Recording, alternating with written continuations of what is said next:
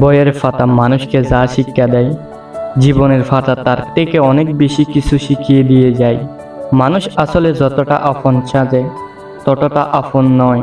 জীবনে ভুল মানুষ আসাটা খুব জরুরি, নয়তো সঠিক মানুষকে চেনা যায় না। যদি আস্তে আস্তে কমে যায় কথা আর গল্প, তবে বুঝে নিও সে পেয়ে গেছে তোমার বিকল্প। জীবনে এমন কাউকে ভালোবাসো যে তোমাকে ভালোবাসতে না পারলেও অন্তত সম্মান করবে। তিনটি জিনিস বেশি দিন গোপন রাখা যায় না: সূর্য, চাঁদ এবং সত্য। স্বপ্ন সেটা নয় যেটা মানুষ ঘুমিয়ে ঘুমিয়ে দেখে, স্বপ্ন সেটাই যেটা ফুরেনের প্রত্যাশা মানুষকে ঘুমাতে দেয় না। অতীত মুছে ফেলার শ্রেষ্ঠ উপায় হচ্ছে স্থান পাল্টানো। যদি স্বপ্ন দেখতে পারো তবে তা বাস্তবায়নও করতে পারবে। শুধু ধৈর্য ধরে সামনে এগিয়ে যাও।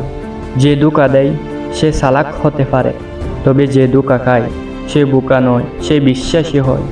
জীবনে তাকে নিয়ে খুশি থাকতে শিখো যে তোমাকে পেয়ে অন্য কাউকে চাই না।